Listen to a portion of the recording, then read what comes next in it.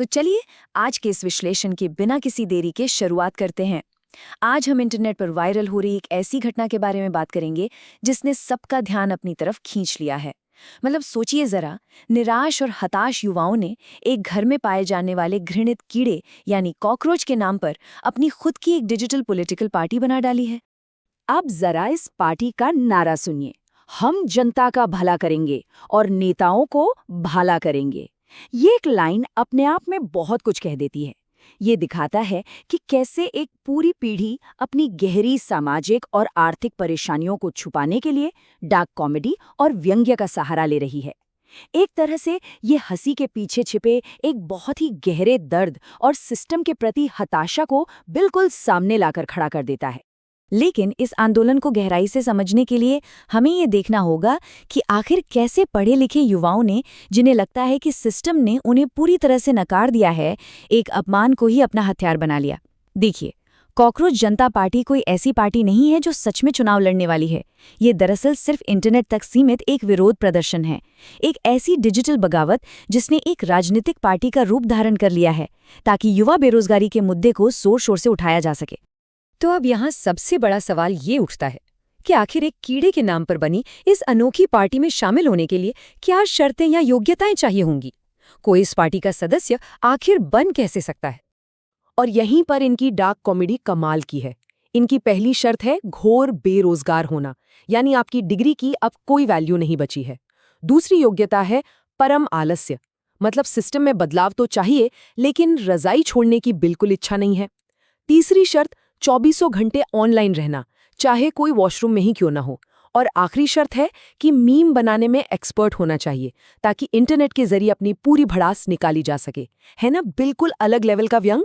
अगर हम इनके तरीके को पारंपरिक चुनावी अभियानों से तुलना करें तो जमीन आसमान का अंतर दिखता है। जहां पुराने तरीकों में पसीने से लथपथ रैलियां, लंबे लंबे रोड शो और उबाऊ भाषण होते हैं, वहीं इस सीजेपी का तरीका पूरी तरह से डिजिटल तानों, तीखे व्यंग्य और वायरल इंटरनेट मीम्स पर टिका है। वे उस व्यवस्था पर निशाना साधने के लिए व्यंग्य का इस्तेमाल कर रहे हैं जिसने उनके हिसाब से उन्हें पूरी तरह विफल कर दिया है। तो आखिर ये सब शुरू कहाँ से हुआ? बात है 15 मई 2026 की, जब सुप्रीम कोर्ट की एक टिप्पणी में कॉकरोच और परजीवी जैसे शब्दों का जिक्र आया। हालांकि इसके तुरंत बाद ही ये स्पष्ट कर दिया गया था कि ये इशारा उन लोगों के लिए था जो फर्जी डिग्रियां रखकर सिस्टम को खराब करते हैं। लेकिन इंटरनेट पर यह स्पष्टीकरण पहुंचने से पहले ही आग लग चुकी थी। संघर्ष कर रहे युवाओं ने इसे अपनी बेरोजगारी पर एक सीधा प्रहार समझ लिया। बस फिर क्या था, अगले ही दिन सोशल मीडिया पर एक गूगल फॉर्म लॉन्च हुआ और कुछ ही घंटों में हजारों युवाओं ने भारी गुस्से में आकर इसमें अपनी एंट्री भर डाली।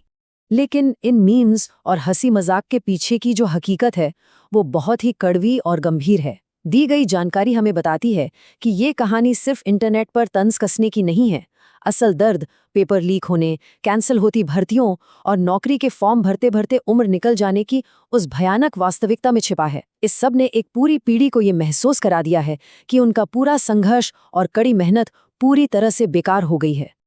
और इस हताशा का स्तर कितना बड़ा है ये आप सिर्फ इस एक नंबर से समझ सकते हैं। 1.5 से 2 मिलियन, यानी लगभग 15 से 20 लाख इंस्टाग्राम फॉलोअर्स इस आंदोलन ने लगभग रातों रात हासिल कर लिए। इतनी बड़ी संख्या में लोगों का एक साथ डिजिटल रूप से जुड़ना ये साफ जाहिर करता है कि ये गुस्सा अंदर ही अंदर कितने बड़े पैमाने पर पनप रहा था। अब सोचने वाली बात यह है कि इस पूरी डिजिटल सेना को चला कौन रहा है। इसके पीछे हैं 30 साल के एक पीआर एक्सपर्ट अभिजीत। इन्होंने बॉस्टन यूनिवर्सिटी से पीआर में मास्टर्स किया है और पहले 2020 से 2023 तक एक राजनीतिक दल की सोशल मीडिया टीम के लिए मीम आधारित कैंपेन भी चला चुके हैं। लेकिन उनका खुद का साफ तौर पर कहना है कि ये नया आंदोलन कोई चुनाव लड़ने वाली पार्टी नहीं है, बल्कि ये पूरी तरह से सिस्टम और सत्ता को आईना दिखाने के लिए बनाया गया एक मंच है। तो आइए अब इनके घोषणा पत्र यानी मैनिफेस्टो पर एक नजर डालते हैं, जो बाहर से भले ही मजाकिया लगे लेकिन अंदर से उतना ही गंभीर है। आंदोलन के संस्थापक के मुताबिक इनकी 5 मुख्य मांगे हैं। पहली, रिटायरमेंट के बाद सरकारी पदों पर पोस्टिंग बिल्कुल बंद होनी चाहिए। दूसरी, गायब हुए वोटों के लिए सख्त जवाबदेही तय हो। तीसरी, महिलाओं को सिर्फ 33% पर बहस नहीं बल्कि पूरा 50% प्रतिनिधित्व मिले। चौथी मांग काफी दिलचस्प है कि टीवी स्टूडियो को टीआरपी की दौड़ छोड़कर बेरोजगारी और महंगाई जैसे असली मुद्दों पर बहस करनी चाहिए। और पांचवीं, दल बदल रोकने के लिए सख्त नियम बने ताकि नेता चुनावों को कोई ट्रांसफर गेम ना समझे। अगर ध्यान से देखें तो ये सभी मांगे हमारी व्यवस्था की वास्तविक खामियों पर सीधी चोट करती हैं। ये सब देखने के बाद एक बड़ा ही गहरा सवाल जहन में आता है कि आखिर एक शिक्षित पढ़ा लिखा युवा वर्ग खुशी खुशी खुद पर कॉकरोच होने का लेबल क्यों लगाएगा? इसका जवाब शायद ये है कि जब एक पीढ़ी की सारी उम्मीदें खत्म होने लगती हैं और उन्हें लगता है कि उनके पारंपरिक विरोध प्रदर्शनों को कोई नहीं सुन रहा, तो उनके पास खुद पर व्यंग करने और ऐसे हास्य का सहारा लेने के अलावा कोई रास्ता नहीं बचता। तो अंत में ये विश्लेषण एक बहुत ही गंभीर विचार छोड़ जाता है। क्या ये कॉकरोच जनता पार्टी सिर्फ कुछ दिनों तक चलने वाला एक इंटरनेट ड्रामा या कोई क्षणिक मजाक है, या फिर ये एक बहुत ही खतरनाक चेतावनी का संकेत है कि एक पूरी पीढ़ी ने हमारे संस्थानों और सिस्टम से पूरी तरह से विश्वास खो दिया है?